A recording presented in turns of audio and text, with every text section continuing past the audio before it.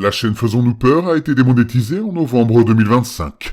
Même s'il peut vous arriver de voir des pubs sur les vidéos, aucun revenu publicitaire n'est généré.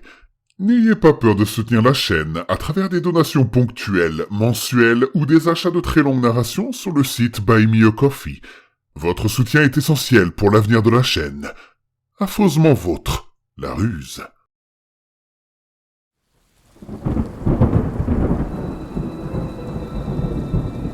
Attention, le contenu de cette vidéo peut heurter la sensibilité des plus jeunes. Vous êtes prévenus. N'ayez pas peur de laisser un pouce bleu, d'activer les notifications et de vous abonner si ce n'est pas déjà fait. Je pensais que les cauchemars s'arrêtaient en grandissant.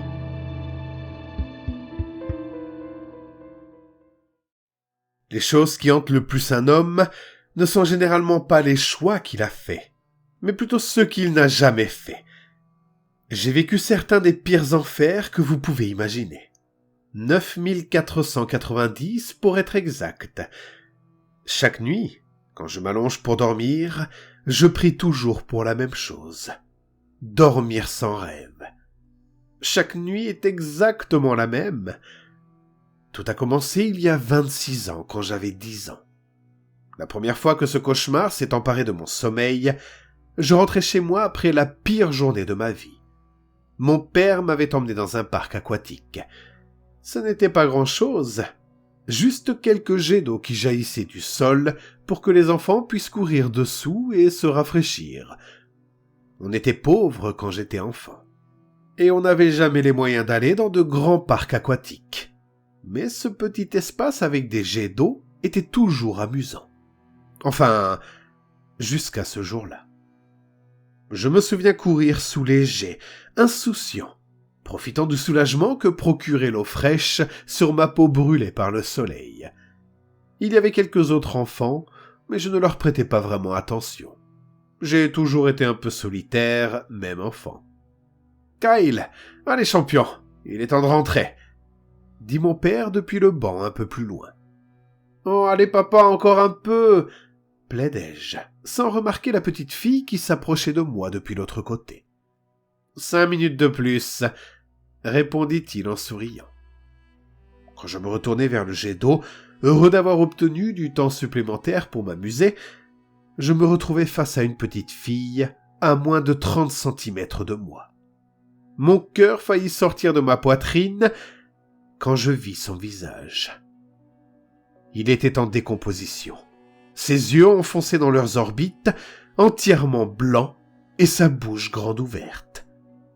Elle me fixait, immobile, bouche béante, si près de moi que cela me semblait durer des heures. J'étais paralysé, incapable de bouger. Finalement, je réussis à parler. « Salut, je m'appelle Kyle. Comment tu t'appelles ?» La fillette inclina la tête sur le côté, comme un chien qui essaie de comprendre ce qu'on lui dit.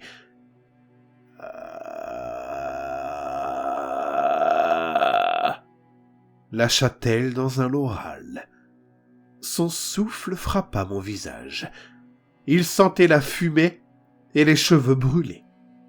C'est à ce moment-là que je remarquai les brûlures sur ses bras et ses jambes, de longues marques noircies, de ses pieds jusqu'à sa taille. Par endroits, la peau pendait. Terrifié, je me retournai vers mon père, espérant qu'il voie la fillette et vienne me sauver. Mais il discutait avec la mère d'un autre enfant sans même regarder dans ma direction. Quand je me retournai à nouveau, la fillette avait disparu. Je courus vers mon père aussi vite que possible. « Alors, prêt à partir, mon grand ?» dit-il en souriant. Puis son expression changea en me voyant de près. « Bah, qu'est-ce qui ne va pas ?»« La fille près des jets d'eau, » répondis-je. « Elle est blessée, enfin, brûlée, enfin, je sais pas. » Il regarda vers le parc et me demanda « Quelle fille ? Je vois personne, Kyle. Allez, on rentre à la maison. Tu as certainement pris trop de soleil. » Je n'insistais pas. Peut-être qu'en effet j'avais tout imaginé. Sur le chemin du retour, je n'entendais rien de ce que disait mon père. je ne cessai de regarder par-dessus mon épaule, cherchant la fillette. Il dut presque me pousser pour m'empêcher de foncer dans la portière ouverte. « Allez, champion, fais attention. Je peux pas payer une visite à l'hôpital si tu te cognes la tête. On reviendra jouer un autre jour, promis. » Le trajet sembla interminable. En arrivant à la maison, ma mère sortit pour nous accueillir. « Il est un peu secoué, trop de soleil, je pense, » dit mon père. « Mieux vaut le faire entrer et le rafraîchir. » Après le dîner, ma mère monta dans ma chambre pendant que je me préparais à dormir. Elle ferma la porte, ce qui était inhabituel. « Ton père m'a parlé du parc, mon grand. Qu'est-ce que tu as vu ?» Je lui racontai tout. Elle m'écouta sans m'interrompre. « Il y a quelque chose que tu dois savoir, Kyle, et ça doit rester entre nous. Ton père ne doit pas être au courant. » Puis elle expliqua. « Nous venons d'une longue lignée de médiums. Ce que tu as vu était très certainement un présage.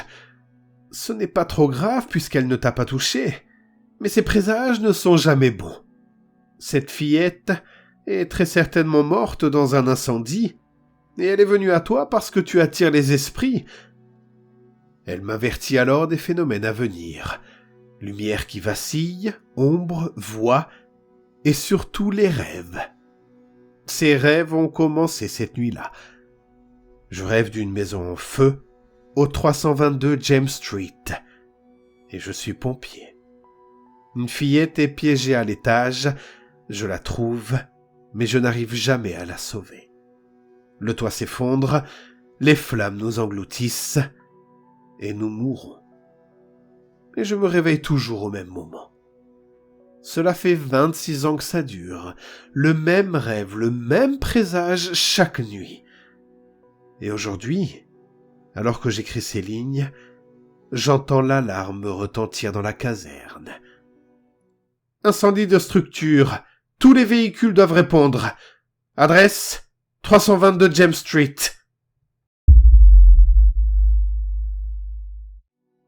J'ai beaucoup aimé cette creepypasta. Ce texte raconte l'histoire d'un homme hanté par un même cauchemar depuis l'enfance. Le point clé, c'est que ce cauchemar n'est pas juste un mauvais rêve, il semble être lié à un événement réel à venir, comme une boucle inévitable. Quand il est enfant, Kyle voit la fillette brûler. À ce moment-là, il ne comprend pas ce qu'il voit et ne fait rien. Cette apparition devient alors un symbole de culpabilité inconsciente et de destin non accompli. La phrase du début est très importante. Ce qui hante le plus un homme, ce ne sont pas ses choix, mais ceux qu'il n'a jamais faits. J'ai beaucoup aimé cette phrase. Et Kyle, lui, n'a rien choisi. Il a juste laissé passer. Il a laissé faire les choses. Puis sa mère lui explique qu'il attire les esprits. Mais au fond, cela sert surtout à installer une idée. Il est lié à cette fillette. Les rêves répétés montrent qu'il essaie, nuit après nuit, de réparer quelque chose, mais échoue toujours. Le chiffre précis des cauchemars renforce l'idée d'un cycle long, épuisant, obsessionnel pour Kyle. La fin révèle le piège. Kyle est devenu pompier. Le rêve n'était pas seulement un souvenir ou une vision, mais plutôt une prémonition. Et cette fois, ce n'est plus un rêve. L'alarme sonne, comme Kyle explique, et l'adresse est la même que celle de la maison de la petite fille. Il est enfin face au moment où il devra agir. Je pense que l'horreur du texte ne vient pas des flammes ou du fantôme, mais de cette idée glaçante. Kyle est peut-être condamné à revivre exactement ce qu'il n'a jamais pu changer, ou tout simplement à découvrir que le destin était écrit depuis son enfance.